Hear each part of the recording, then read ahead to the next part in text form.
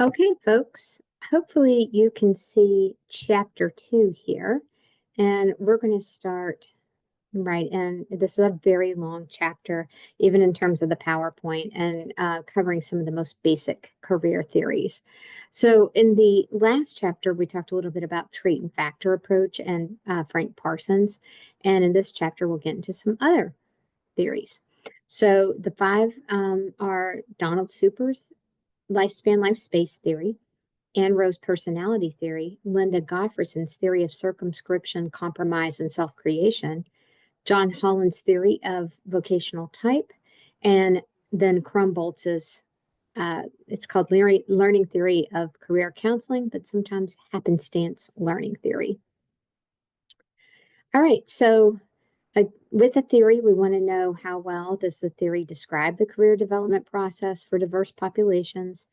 Does it describe the career development process generally? And does the theory identify the factors involved in career choice? So, how well does the theory inform practice, provide documentation of empirical support? In other words, is this just somebody's opinion, or is there actually a lot of empirical support for the theory? And does it cover all aspects of career development? So, starting from a very young age all the way through a person's elderly age past retirement. So, one theory that has gained a lot of support from its inception is Super's lifespan, life space. And Super really was a developmentalist, but he also looked at the sociological impacts of a person's life on their career. And he conceptualized career as the life course of a person encountering a series of developmental tasks and attempting to handle them in such a way as to become the kind of person he or she wants to become. Kind of a long definition. This theory asserts that career choice is a developmental process. So it's not going to be that one decision like Frank Parsons said. Frank Parsons said, once you make a career choice, you're good to go, like, right? But we recognize instead today, most career counselors do, that often, a choice is just one piece of data at one point in time. And these choices are allowed to change throughout your life and to influence you in different ways throughout your life. But we're all evolving and developing. So Super also asserted that career choice is a developmental process. It's going to continue throughout the lifespan. What you might have wanted to do when you were 5 years old is not the same as when you're 25. And I get so many parents who seem to not understand that. They'll say, well, my kid wanted to be a geologist and now she wants to be an actress.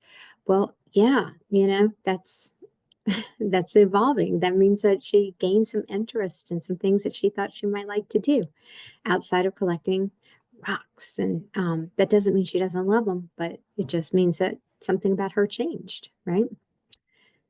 So in Super's lifespan, life space theory, three elements are connected: the lifespan, the life space, and a person's self-concept. So the lifespan, we're looking over time at a person's maturity and growth. And really, Super is talking about career maturity in a different way than just being mature. It's a career decision-making readiness. How ready is someone to make their career decision based on information they've received, based on the way that they have looked at their lives? They've really assessed their fit for a career. They've made a lot of determinations about the education and training they'll need for the career. So they're not just making a decision based on what their best friend is doing or some other foreclosure like, oh, my parents own a grocery store, I'll work at the grocery store. This is really about thinking through who I am, what I'm good at, what interest I have, who am I personally, and then what roles do I want in my life, and how is all that going to fit with a career? And so career maturity encompasses quite a bit. And then career adaptability is the career decision-making readiness of adults. How adaptable are you? So this is something for all of us to think about, even in counseling, right? All right, so Super had 5 stages. So here's one of those checks on the theory list. He said you start in childhood and career is kind of fantastical, and you think a lot about your interests and your capacities in childhood, but really here there's a lot of magical thinking early on, going from there into what I'm interested in. Now, today, I would say not so much. We want a lot of exploration and growth in terms of career language, and that's really the developmental piece. And then by adolescence, we're starting to get into those interests. But Super said no, by adolescence, people are crystallizing, specifying, and implementing. Crystallizing is where you actually have started to make that decision, that career decision, and you formalize it. You formalize what you need to do to make it actionable and to be planful about it. Now, you have to remember, Super's living at a different time in history. So today, with extended adolescence and young adulthood looking differently, I would say that Super's theory here lacks a little bit of kind of context in terms of the times that we live in. He says in early adulthood, there's establishment. People are stabilizing, consolidating, and advancing in their careers. Well, we know a lot of early adults are still going to school. A lot of them are still trying to figure it out. Maybe the degrees they thought they were getting aren't as useful as they thought they would be. Maybe they're not finding work within those degrees. And then Super talked about maintenance. And this is in middle adulthood where you're really holding into that career and you're still growing in it and innovating, and you're the change maker in middle adulthood. And there's the disengagement by late adulthood. You're starting to retirement plan. You're maybe still pouring into other people, but you're really starting to separate yourself from the career and think about living out your retirement. Well, that certainly is a lost stage for a lot of people in our current economy who can't retire. So we'll talk about that later in the course. The life space segment really acknowledges that people differ in the degree of importance they attach to work based on different life roles. So depending on your life roles, you may be predominantly in the role of student right now. So work may not be as salient for you as it will be later. But if you're interning, then work is certainly starting to take a more salient role because you're at your work site, up to 20 hours a week. The simultaneous combination of life roles constitutes a lifestyle. So, for example, I'm a mom, but I'm also a daughter. And those caregiving roles are part of my lifestyle. So, I would say that those constitute a major component of my time and energy. Sorry about that. And then the total structure is a career pattern. So over time, is there some way that we see patterns in these structures? Now, if you look at, this is a career rainbow by Donald Super, and we will do a career rainbow in class. They're really fun. But you may see that at some points in your life, being a child to your parents is really salient for you. For example, around the age of 5, that was a very important role to be your parents' child. Maybe at 10, maybe at 15. But now that you're an adult, you may not feel so much like you're in the child role. You may feel like an equal to your parents. But note that by the time you're about 45 or 50, if your parents' health starts to decline, that role may become very salient for you again. And you may also have grandchild here. Some people take care of their grandparents. So just some things to think about. I had a friend whose grandmother lived with her because her mother could not take care of the grandmother. And so she had a grandchild role that was very salient. Your role as a parent, if you decide to have kids or to adopt kids or whatever, may not become salient until that point in your life. For example, I was an older parent in my 40s when I decided to adopt. And so for the first 40 years of life, this was not a salient role for me. Okay, so we're looking at life structures. What is salient and at what point in your time is it salient? And then how does it change over time? People play a combination of 9 major roles according to Super.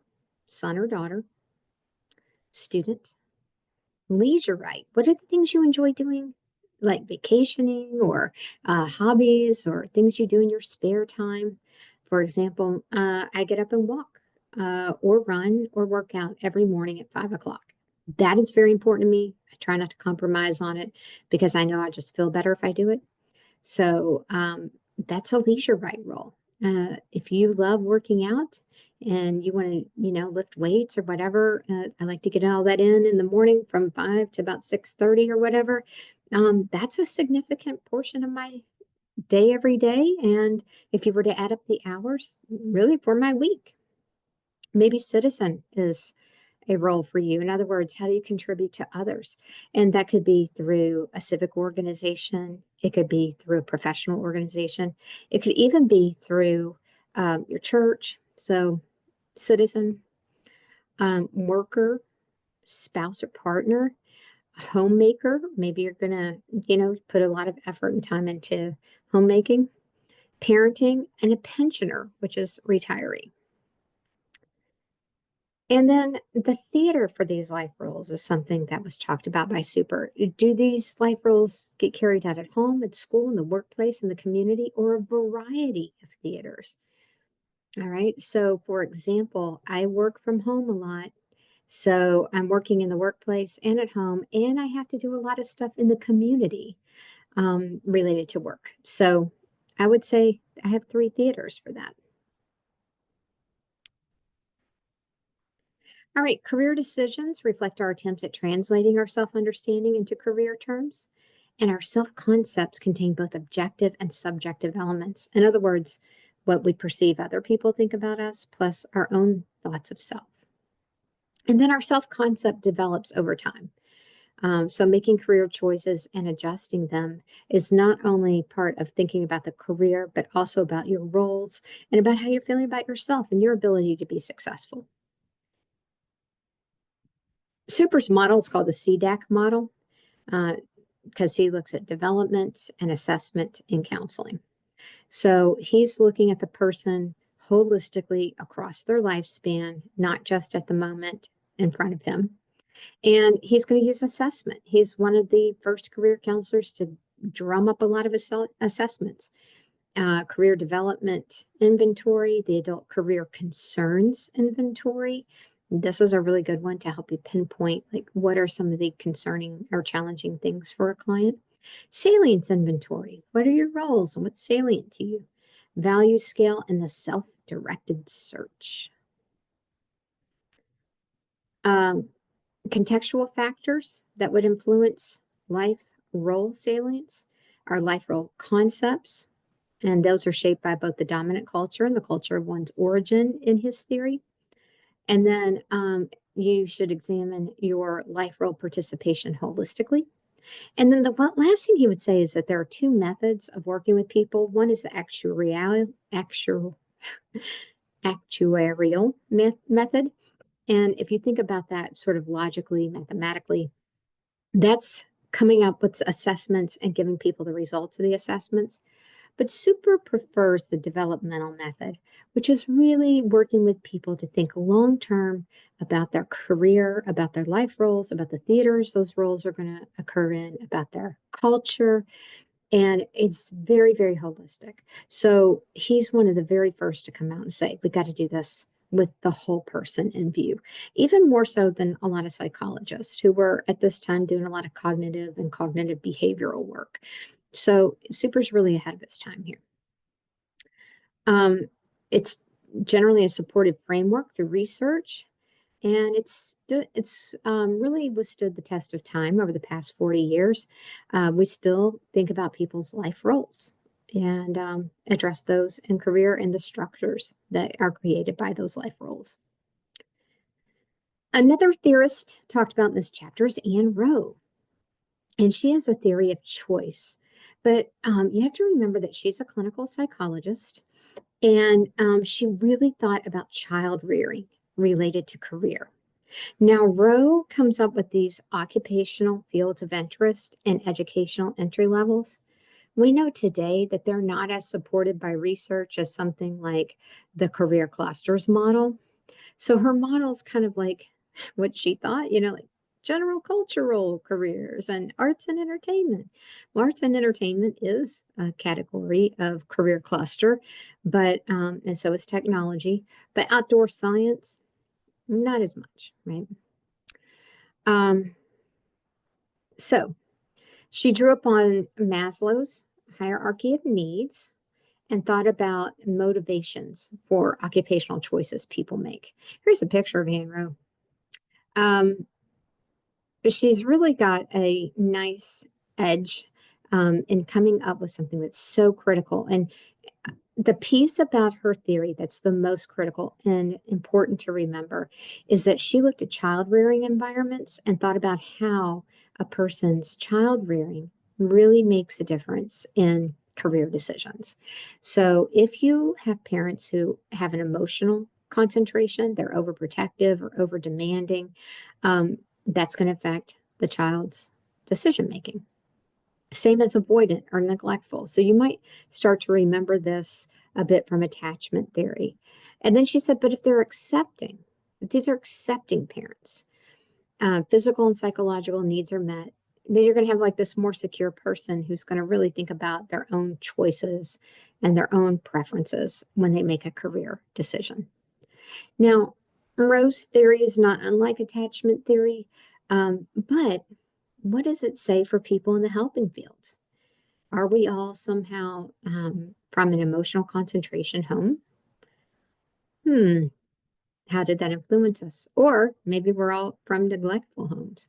So just thinking about what Rowe's theory actually means. And can people be independent of the child rearing that they received? Now, for those of us who believe in a mix of nature versus nurture, we say, well, nurture certainly does affect career choice. And we've seen that with family genograms and some other things. But it's really hard to validate her theoretical assumptions, and there's little empirical support for her theory. Still a really cool theory. I encourage you to read it. It does show up on the CPCE and NCE. Then we move on to Gottfredson. She's one of my favorites. And she really has a great explanation for how we self-limit our own career choices and why that's a psychological process. So her question is, why do children seem to recreate the social inequality of their elders long before they themselves experience barriers to pursuing their dreams?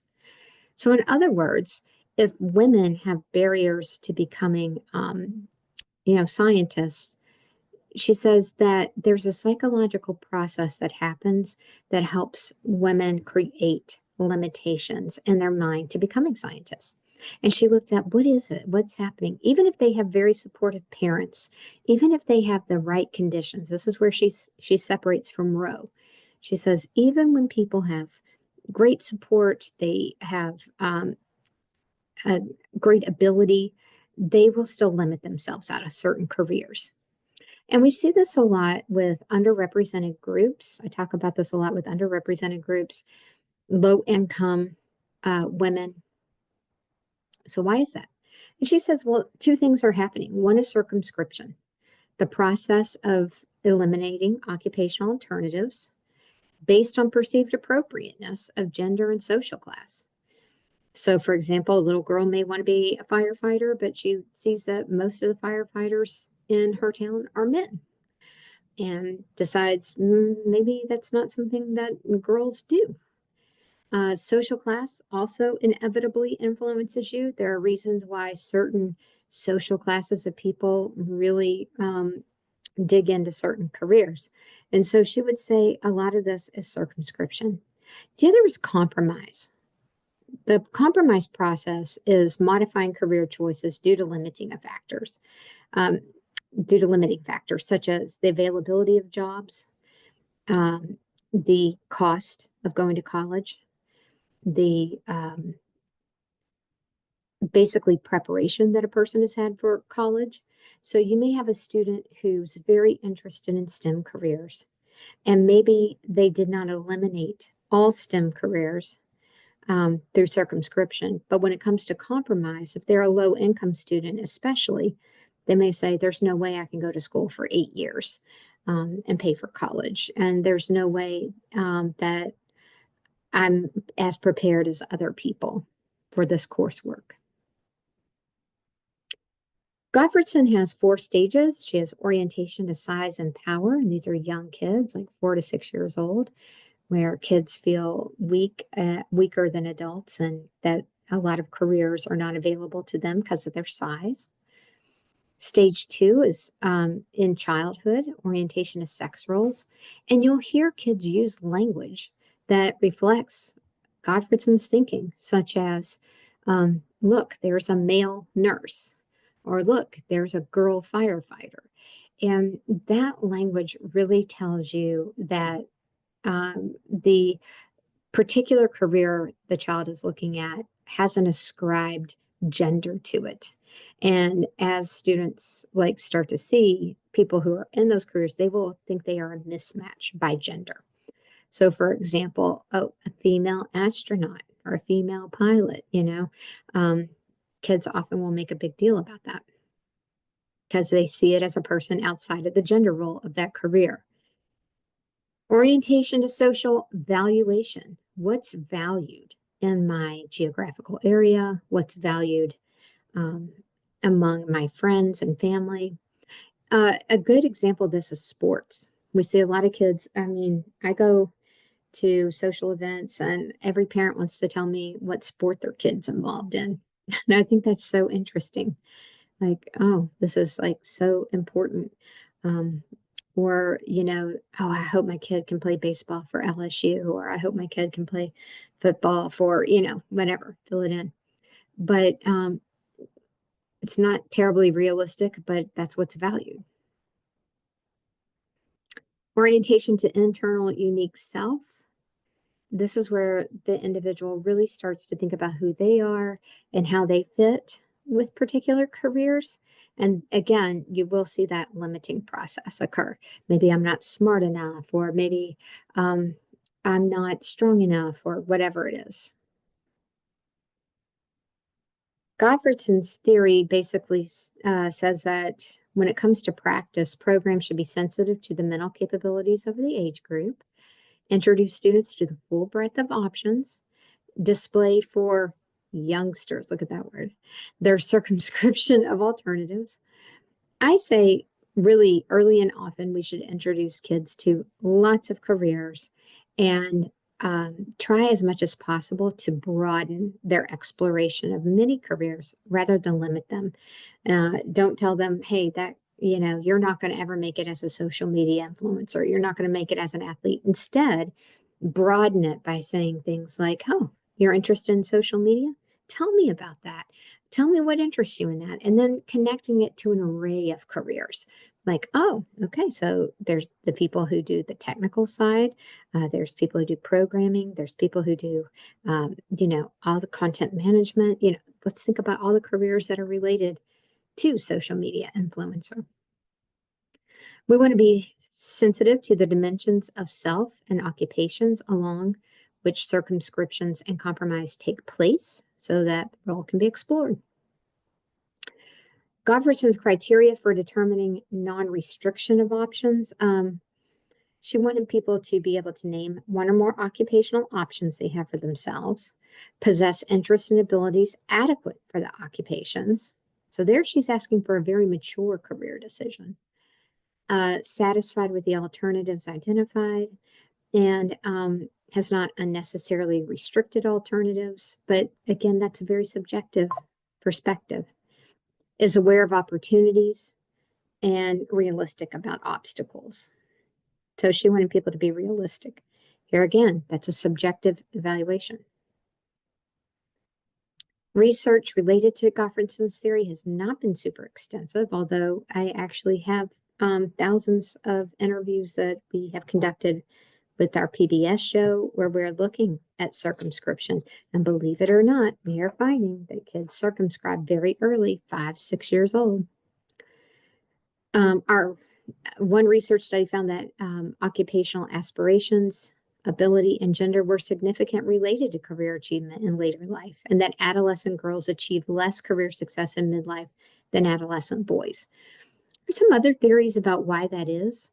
So even when adolescent girls are very perfectionistic and high achieving, they tend to achieve less in their careers. And we'll talk a little bit in this class about why that may be. I'd love to hear some of your theories about it. All right, Holland's theory of types and person-environment interactions. John Holland had this wonderful theory that the interests that we have will be explicitly linked to our personalities, and that we will also be able to link those to people's ideal job titles. So the kinds of data and the kinds of information that you like to work with, also the types of environment you like to work in, will tell us enough about your interests that we can predict where you might be happy in a career. So he had these 6 types. They're realistic, investigative, artistic, social, enterprising, and conventional. And we call that RIASEC. RIASEC. RIASEC. People have a RIASEC type. It's usually 3 letters. For example, I'm investigative, social, and realistic. All right. So if you don't know what you are in this class, you will find out what your RIASEC code is. But in general, you'll have one type that is your strongest type. It'll either be realistic, investigative, artistic, social, enterprising, or conventional. And work environments can be described as a combination of the 6 types. All right. So personality traits of the realistic type. Realistic people are conforming, humble, frank, materialistic, persistent, genuine, practical, hard-headed, which is interesting with humble, and shy, honest, thrifty. Here's the investigative type. I don't want to have to read all these to you, but these are going to be people who like to solve problems.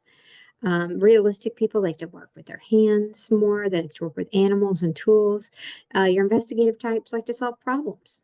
They like to think about problems and they like to think through solutions. The artistic, these are people who are creative and they like coming up with creative solutions to things. They're imaginative. It doesn't mean that they're necessarily good at fine arts, just means that they have an interest in artistic environments and artistic work.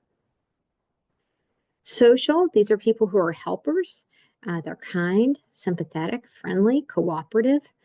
This is where most counselors fall, with a high S. Enterprising, these are the money makers. Always good to know an enterprising person. These are people who know how to make lots of money. They are good at finding opportunities to make money. They like to lead and be in charge of stuff. They're confident, extroverted, usually, ambitious. And then there's the conventional type. They're more conforming, sorry. They tend to be very conscientious about their work, and they're very orderly. So these are like, the people who love a good Excel spreadsheet. People who are realistic, like realistic environments. So they're going to work with objects, tools, machines, animals. They like the outdoors. They usually have some mechanical ability. Investigative people, they like symbolic, systematic, and creative investigations. They're very scientific, and they like to be able to achieve. So, you get people who always looking for the next level of degree and all that.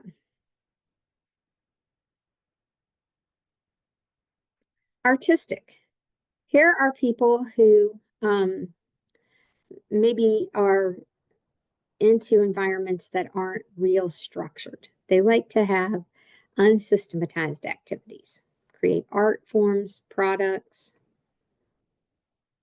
non-conforming, and expressive. Social. They like to inform, train, develop, cure, enlighten others. They love hearing about other people's lives, and they display a lot of high social value. Enterprising. Uh, Enterprising people like competition. They can be self-confident and sociable, but they like having some power.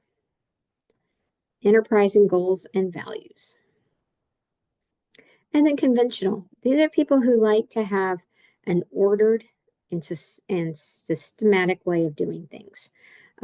They like to have things always in structure.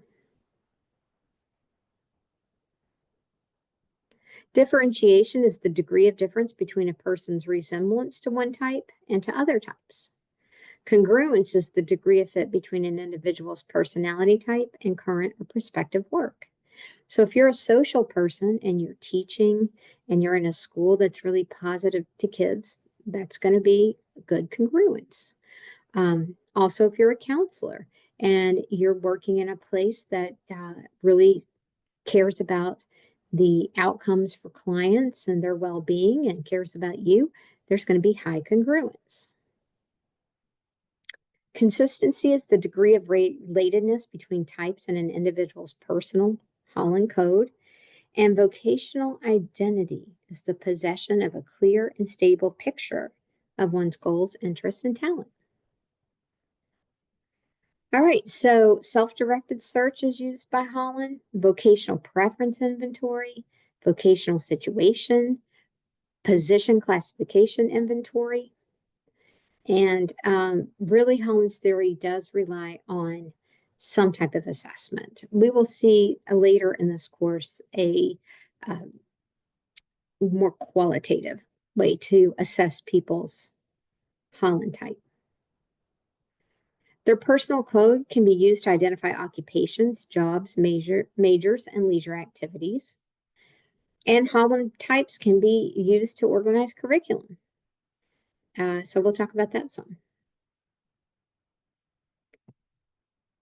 There's a lot of support for this theory. It's one of the most researched theories out there. It's been tested over and over. The self-directed search as a standalone intervention was not effective, but when counseling is added, it is. And I'm hoping you all will get a chance to do some of that in this class. All right. Final theory we're going to go through today is Crumbold's. Crumbold's is really interesting. I did say that, you know, sometimes it's referred to as learning theory of career counseling, but it's also referred to as happenstance learning theory. And Crumbold's believed that learning experiences could be negative or positive, but we can still learn from them. And our approach should be to help people think about being planful in their decision making so that when opportunities come along, that they'll be prepared to take the opportunity. So I'll give you an example. Let's imagine that you as a counseling student are at a social gathering and you happen to meet somebody who has a private practice. From Crumbold's theory, if you are being planful and open to opportunity, you might say, oh, I'd love to hear more about your practice. Could we have coffee together sometime? And maybe you meet with the person and they say, hey, when are you going to be done with internship? I've been thinking about hiring another counselor. So through happenstance of meeting at a social gathering or a party or whatever, you may end up landing a future job. That is something that Crumbold's would say is happenstance and planfulness together. Factors influencing career decision making based on Crumbold's self-observation, generalization. So how do you view yourself? Worldview, the generalizations you make about the world.